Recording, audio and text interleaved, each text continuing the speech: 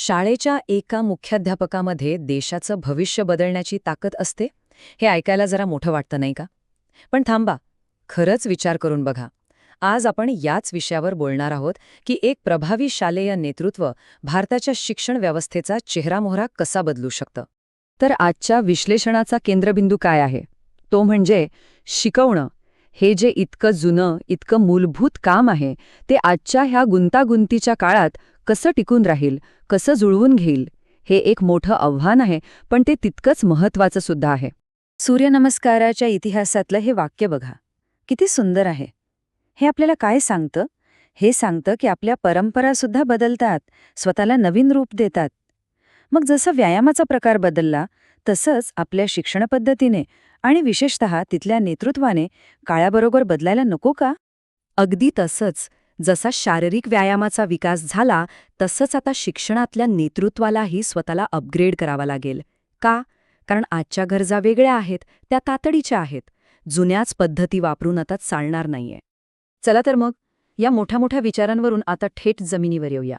आपल्या भारतीय शिक्षण व्यवस्थेचं आजचं वास्तव काय आहे, ते पाहूया. आपलं राष्ट्रीय शैक्षणिक धोरण म्हणजे NEP 2020 हे खूप मोठं आणि चांगलं स्वप्न दाखवतं. सगळ्यांसाठी समान आणि सर्वसमावेशक शिक्षण. पण हे ध्येय गाठणं खरंच इतकं सोपं आहे का? आता हा आकडा बघा, 25%.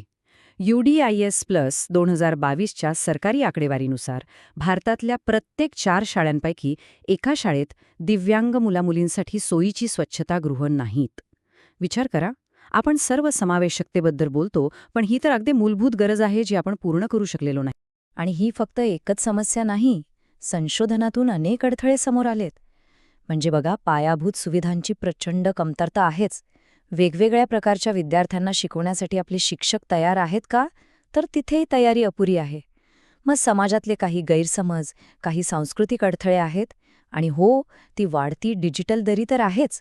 ह्याच सगळ्या कारणांमुळे ना, NEPचं स्वप्न लाखो मुलांसाठी अजूनही फक्त स्वप्नच आहे. आणि हे वाक्य बघा, अनेक शाळांमध्ये समावेशन हे खऱ्या सहभागाऐवजी केवळ भौतिक उपस्थितीपुरते मर्यादित आहे. म्हणजे काय?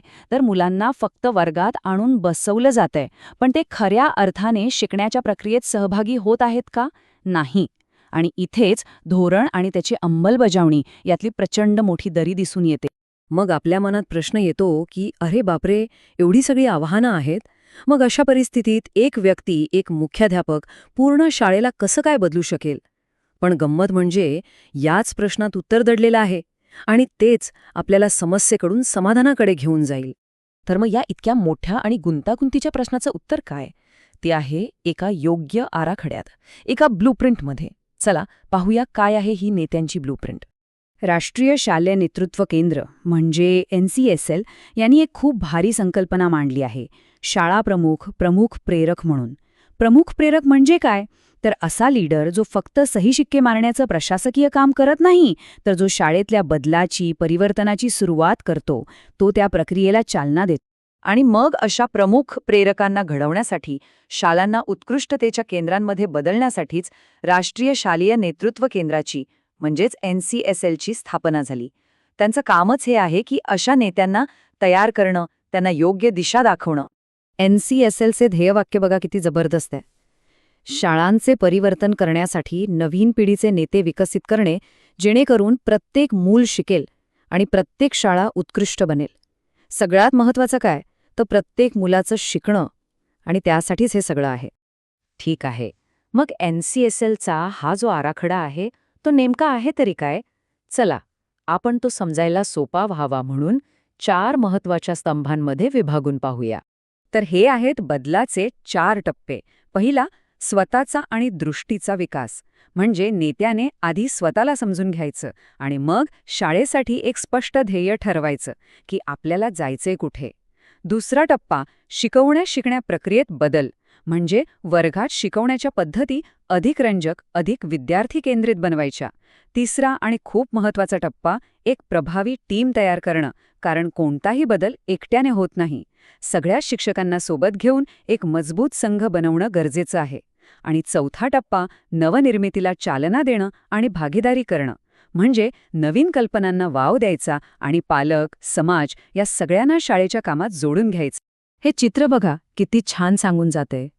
एकतर्फी आदेश देण्याऐवजी जेव्हा सगळे मिळून एकत्र बसून काम करतात तेव्हाच खरी टीम तयार होते आणि तेव्हाच खरा बदल घडतो.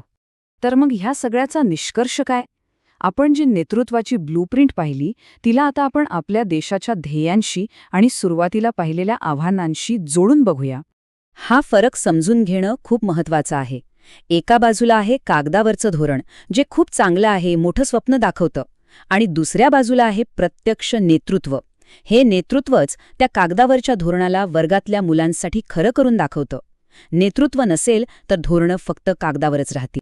कल्पना करा एका अशा शाळेची जिथे प्रत्येक मुलाला सुरक्षित वाटतं, जिथे शिकणं हे ओझं नाही तर एक आनंददायक, क्रिएटिव्ह गोष्ट आहे, जिथे सतत नवीन काहीतरी घडत असतं, सुधारणा होत असते, आणि जिथे शाळा, घर आणि समाज हे सगळे एकत्र येऊन मुलांच्या भल्यासाठी काम करतात. हेच तर साध्य करायचंय आपल्याला. आणि आता जाता जाता फक्त एक प्रश्न विचार करा. जर आपल्या देशातल्या प्रत्येक शाळेला असं ध्येयवेडं, असं परिवर्तनासाठी झटणारं नेतृत्व मिळालं तर काय होईल? आपल्या शिक्षण व्यवस्थेचं आणि पर्यायाने आपल्या देशाचं भविष्य किती वेगळं, किती उज्ज्वल असेल, नाही का?